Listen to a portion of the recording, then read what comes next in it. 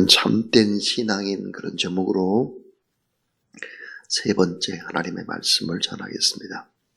자, 예수 그리스도를 믿게 되면 변화되는 기적 중에 하나가 있습니다. 그것은 화해한다는 것입니다. 화해.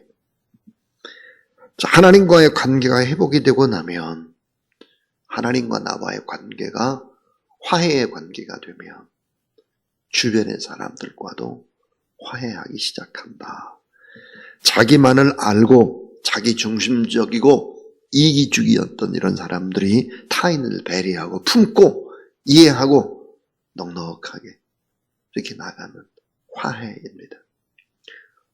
예수를 믿으면 변화되는 또 하나의 기적이 있죠. 그것은 바로 일치입니다. 변화와 일치. 자, 하나님과 내가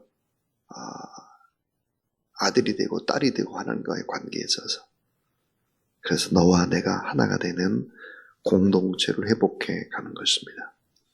자, 주님의 몸인 교회, 주님을 머리로 하는 교회, 화해와 일치를 표방하는 십자가의 공동체, 하나님의 나라의 공동체입니다.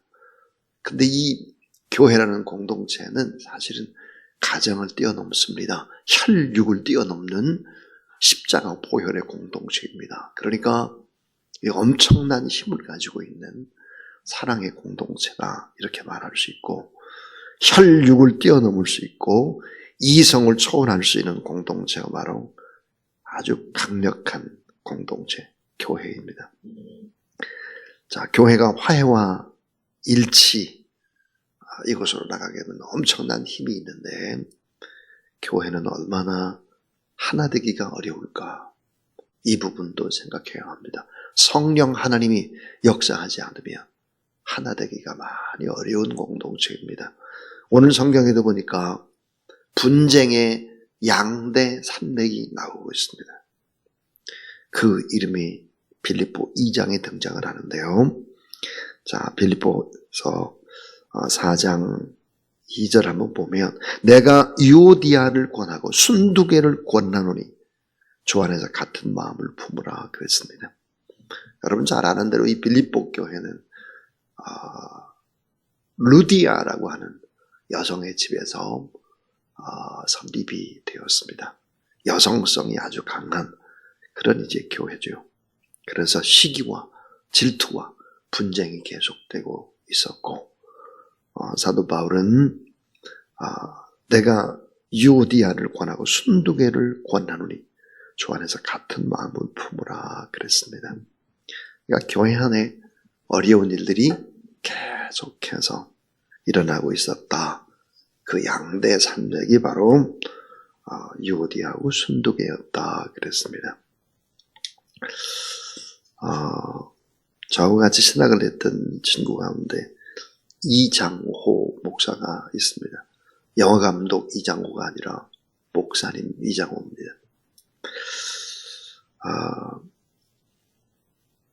아시아연합신학대학교 선교학 교수를 하고 지금 이제 높은 뜻 숭리교회 또 담임 목사이기도 합니다. 그 책에 보면 이런 내용이 나옵니다. 질투를 멈추고 통행이라는 책인데요. 두란노에서 나왔는데 이장호 목사님이 그런 책 속에서 이런 얘기를 합니다. 저의 신앙은 오순절에서 시작이 되었습니다. 카투사로 근무를 할 때 루터교 신앙을 배웠습니다. 신학대학원에 들어가면서 장르 신앙을 인도네시아 선교사 시절에는 화란 개혁교회, 침례교회, 감리교회 오순절 교단과 동역을 했습니다. 언어 연수차 6개월 방문한 영국에서는 성공회를 경험했습니다. 언젠가는 루마니아 정교회에서 예배를 드린 적이 있는데 무려 3시간 동안 서서 예배를 드렸습니다. 미국에서는 구도적 취향의 윌로 크릭 교회에서 1년간 예배를 드렸습니다. 특성은 다양했지만 저마다 하나님을 사랑하고 하나님의 뜻을 이루기 위해서 나름대로 애쓰는 모습이었습니다. 그런데 한 교회 안에서도 참 다양한 사람들이 있습니다. 감성적이고 신비한 경험을 선호하는 사람들이 있는가 하면 지성적이고 합리적인 것을 좋아하는 사람들도 있습니다. 통성 기도를 해야 하는 성도가 있는가 하면 묵상 기도를 즐겨하는 성도들도 있습니다. 예배 전에 뜨겁게 찬송하며 마음을 준비하기 원하는 사람이 있는가 하면 묵직한 오르간 반주를 들으며 자신을 조용히 돌아보기 원하는 이도 있습니다. 기도파가 있는가 하면 성경 공부파도 있습니다. 또한 양육과 성도 간의 교제가 중요하다고 그렇게 여기는 사람이 있는가 하면 사역을 최우선으로 여기는 이도 있습니다. 성도 개인이 하나님과 친밀해지는 것이 제일 중요하다는 성도도 있고, 교회가 사회적 책임이나 선교, 이것이 우선순위라고 주장하는 성도들도 있습니다. 하나님은 우리가 각자의 영적 취향에 갇혀 지내는 것을 원치 않으십니다. 영적 편식은 영적 성장을 가로막기 때문입니다. 그래서 우리에게는 영적 취향이 다른 지체가 꼭 내 곁에 필요합니다. 서로 겸손하게 배우며 연합할 때 교회가 풍성해집니다. 어린아이 같았던 교회가 청소년 교회가 되고 청년 교회 되고 장년 어른 교회가 되어 큰 능력을 발휘하는 것입니다. 참 맞습니다. 저희 교회도 마찬가지입니다. 어떤 한 가지를 주장을 할 때 교회는 건강해질 수가 도저히 없고 하나 될 수가 없는 것이죠. 전 늘 그런 생각을 합니다. 전 주사랑교회라는 오케스트라를 지휘하는 지휘자나 작은 하나의 음에도 큰 소리 내는 음도 이걸 어떻게 잘 조율해 갈 것인가 고민하는 것이죠. 그래서 이 참된 신앙인, 참된 교회가 표방해야 되는 것이 다음과 같은 것들입니다. 오늘 본문 속에서 그 첫 번째가 뭐냐면 같은 방향을 향해 달려가라입니다. 같은 방향. 어제의 본문입니다. 빌립보 3장 13절 14절 형제들아 나는 아직 내가 잡은 줄로 여기지 아니하고 오직 한 일 즉 뒤에 있는 것은 잊어버리고 앞에 있는 것을 잡으려고 표대를 향하여 그리스도 예수 안에서 하나님이 위에서 부르신 부름의 상을 위하여 달려가노라 그랬습니다. 표대를 향했다는 거예요. 그 표대가 뭘까요? 목표를 삼아서 달려가도록 목표로 삼아서 세우는 데가 바로 표대입니다. 이 표대가 뭘까? 우리의 목표가 예수 그리스도다. 자, 예수 그리스도가 인생의 목적이고 목표고 방향이고 꿈이고 철학이다. 예수 그리스도 표대를 보니까 영어로 표대가 뭘까? A signpost입니다. A signpost, 마크, 시그널 이런 걸 이제 표현하고 있는데 같은 방향을 향해 달려가라. 예수 그리스도 그분 향해 가지 않으면 결코 우리는 화야 일치를 이뤄낼 수가 없다 하는 것입니다. 두 번째입니다. 자, 두 번째는 이정표를 잘 보고 가라. 이정표입니다. 자, 같은 방향으로 확 달리는데 이게 흩어진단 말이에요. 이정표가 필요합니다. 이정표. 자, 먼 길을 가는데 이정표는 너무너무 중요한 역할을 합니다. 골목길로 꺾어지세요. 왼쪽으로 가세요. 오른쪽으로 가세요. 이정표가 필요하죠. 이정표의 목적은 길을 잃지 않도록 군데군데 세워놓고 길 찾기에 도움을 주는 것입니다. 자, 빌립보 3장 17절에 형제들아 너희는 함께 나를 본받으라.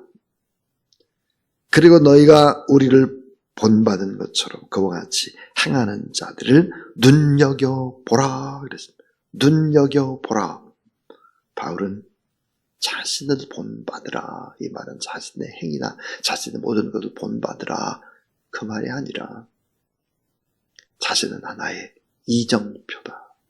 내가 가는 길을 잘 눈여겨봐라. 그 말입니다. 사도 바울을 이정표로 삼으라 하는 말입니다. 저는 대학을 다닐 때 저희 스승이 있었는데 영어영문학과 교수님이셨습니다. 이문동교회 장로님이셨어요. 저는 이분의 모습이 이정표였습니다. 내가 고민을 할 때 그분에게 묻습니다. 그럼 이렇게 하는 게 좋겠다 말씀해 주시죠. 제가 꿈처럼 생겨나는 것이 있었습니다. 나도 저런 장로님이 돼야지. 저런 장로님이 돼서 교회를 섬겨야 되겠구나. 그런 꿈이었습니다. 이분을 계속 만나면서 대학 2학년을 마치고 난 다음엔 그 꿈이 바뀌었습니다. 저분의 동생이 목사님이구나. 저분의 주변이 다 좋은 목사님들이 있구나. 그래서 하나님 앞에 또 소명을 받고 목회자가 되기로 했죠. 역시 그 이정표는 장로님이셨습니다. 자, 오늘 이 시대에 갈 바를 알지 못하는 다음 세대에게 필요한 것이 뭘까요? 예수 그리스도입니다. 그러나 예수 그리스도를 그 길을 갈 수 있도록 안내해주는 이정표가 필요한 것입니다. 이 이정표가 가정에서 엄마가 되면 좋고 아빠가 되면 최고로 좋습니다. 때로는 목사님이 되고 선생님이 되고 장로님이 되고 교회 안에 나도 저렇게 살아야 되겠네. 이정표입니다. 오늘날 이정표가 필요하죠. 자, 참된 신앙인 두 가지 얘기했습니다. 같은 방향, 목적이 같아야 돼요. 목표가 같아야 돼요. 그리고 달려야 돼요. 예수 그리스도. 그러다 보면 달리다 보면 잘 안 보여요. 이정표가 필요하죠. 사람이 필요한 것입니다. 사람. 믿음엔 사람이 필요한 거예요. 자, 그 다음 세 번째 얘기입니다. 세 번째는 일치하는 비결을 배우라는 것입니다. 일치하는 비결. 자, 짧은 길을 갈 때는 혼자 가면 됩니다. 그러나 먼 길을 갈 때는 결코 혼자 가서는 결코 안 되는 거죠. 같이 가야 합니다. 근데 같이 가려면 어때요? 일치가 필요해요. 일치하는 비결이 뭘까 하는 거예요. 일치하는 비결. 구심점이라고 그러는데 구심점이 뭐예요? 중심으로 쫙 모이는 점이 구심점. 중심으로 쫙 모여서 함께 가는 그 힘이 뭐겠나 하는 거예요. 오늘 본문에 보니까 일치하는 비결을 이렇게 말씀을 합니다. 2절에 보니까 주 안에서 같은 마음을 품으라 그랬습니다. 자, 여러분 빌립보에서 참 같은이라는 단어가 많이 나오죠. 같은 마음, 같은 말, 같은 생각, 같은 행동 이런 거. 자, 주 안에서 같은 마음을 품으라 그랬고요. 또 하나 보니까 함께 우리는 고생하는 멍에를 메고 가는 사람이다. 이걸 생각하라는 거예요. 함께 멍에를 메고 간다 지금. 그래서 함께 멍에를 메기 때문에 원래 이 멍에가 팔레스타인 지방에서는 우리나라에는 소 한 사람이 소 하나가 멍에를 메는데 팔레스타인은 소가 어때요? 2마리가 멍에를 맨단 말이에요. 2마리. 그러니까 이게 일치해야 돼요. 멍에를 같이 맸어요. 2마리의 소가 끌어요. 멍에를 같이 했다. 우리는 고생을 같이 하는 사람이다. 함께 인생의 길에서 만난 동역자고 협력자다. 이것을 알라는 거예요.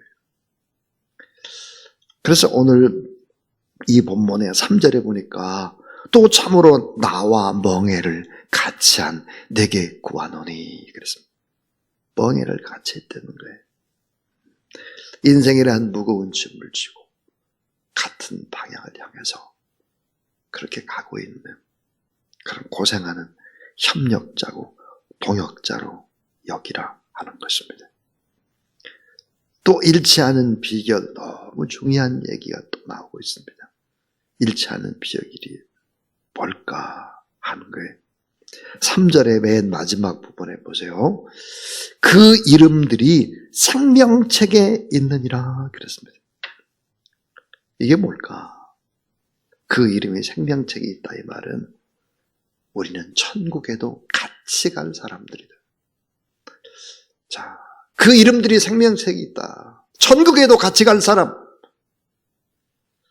이거를 확신하라 하는 것입니다. 종말론적으로 친교하라는 거예요. 종말론적으로 친교하면서 천국에도 같이 갈 사람이니까 오늘 본문에 보니까 적극적으로 도와주고 멍해를 같이 하는 고생하는 사람이 있기 때문에 함께 위로하고 같은 마음을 품어야 한다. 그래서 잃지 않은 비결을 이렇게 배우면서 가는 것이다.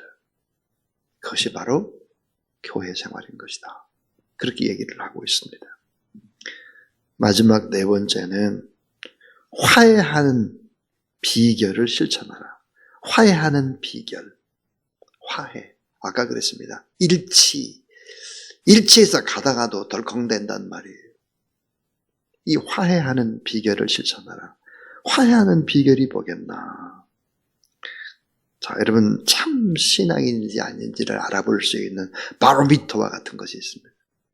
아, 저 사람 진짜네. 아니네. 아, 저 사람 진짜 화해하네. 그 비결이 뭘까 하는 거예요.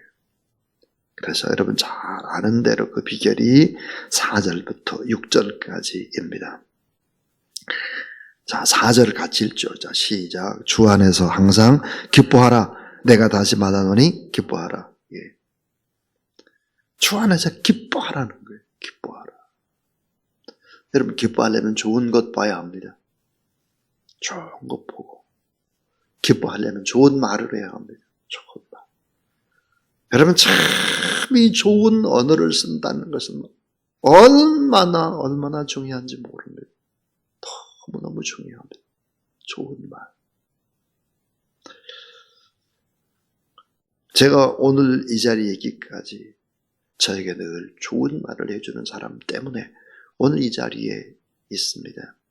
늘 그런 얘기 하잖아요. 말대로 된다고 하는 이야기. 이거 무서운 얘기예요. 너무 무서운 얘기입니다. 돌아보면 내 인생이 말대로 됐다는 거예요. 틀림없습니다.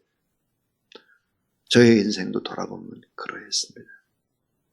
좋은 이야기. 그걸 해야 기쁨이 되는 거예요. 기쁨.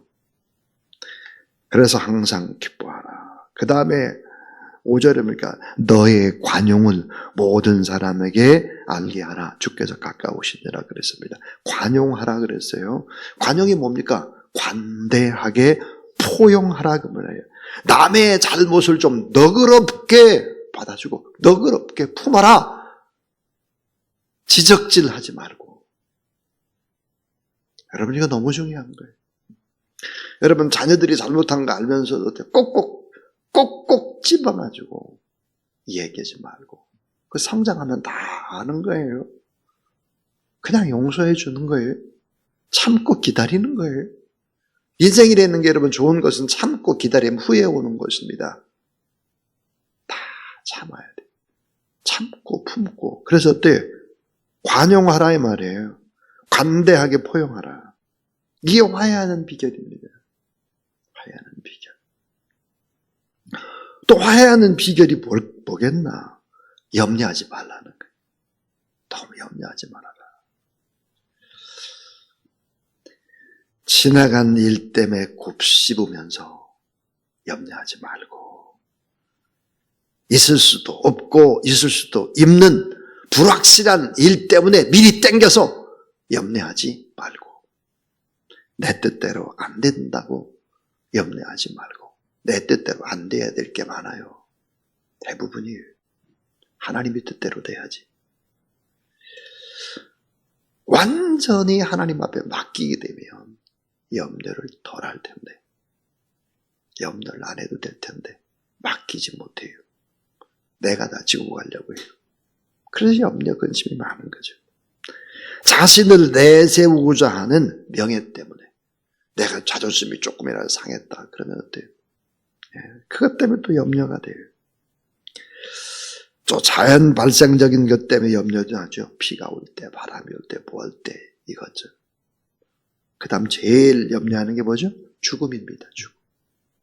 죽음. 이 사도 바울은 빌립보서에서 그런 고백을 합니다. 내가 두 사이에 끼어 있다.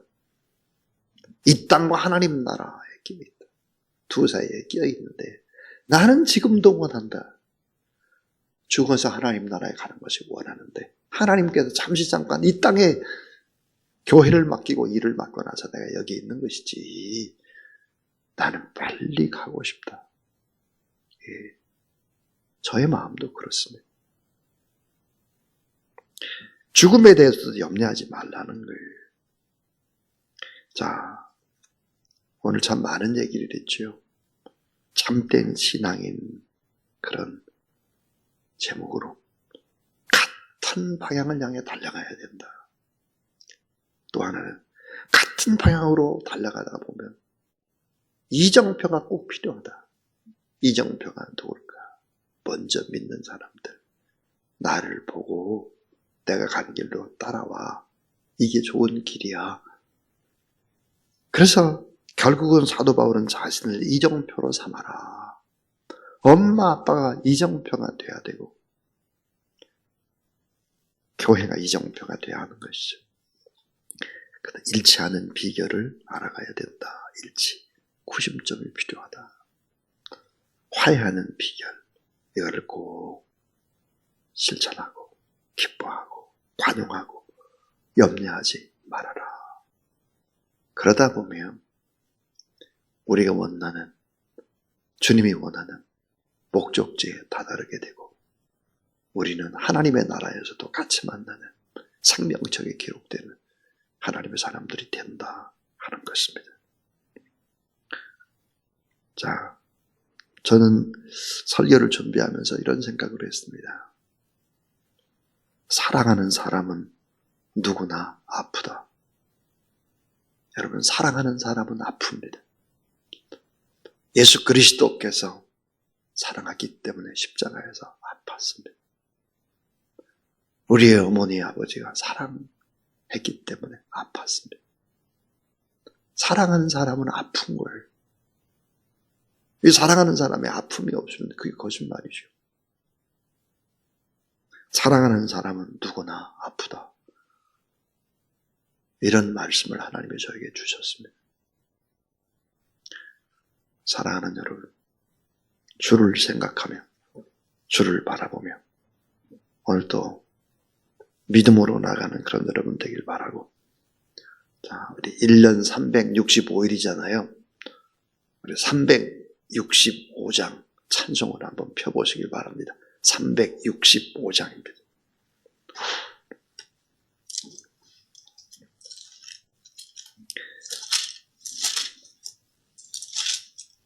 늘 365장 찬송을 기억하면 참 좋겠습니다. 찬송하겠습니다.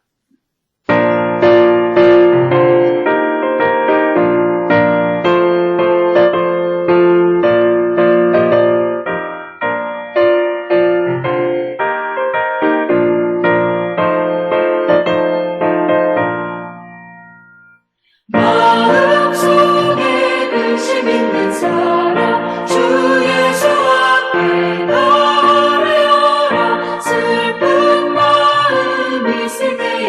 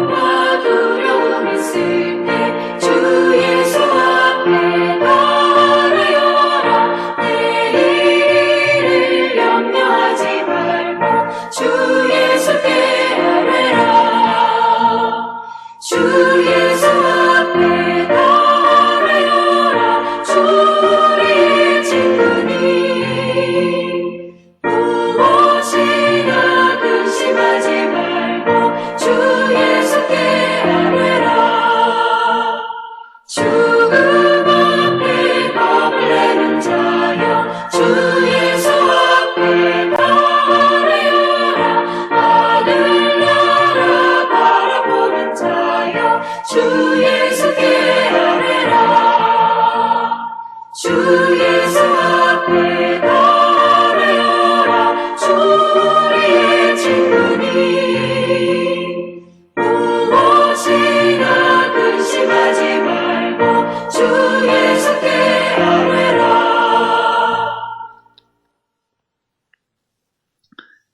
이제는 참된 신앙인이 어떻게 삶을 살아야 되는지를 다 보여주신 우리 구주 예수 그리스도의 무한하신 은혜와 우리 하나님의 사랑과 성령의 거룩한 능력의 역사하심이 오늘도 이 전에 나와서 하나님 앞에 예배드리고 하나님을 바라보고 충보하고 축복하는 모든 사람들 머리 위에 이제부터 영원토록 함께 하옵시기를 간절히 축원하옵나이다. 아멘.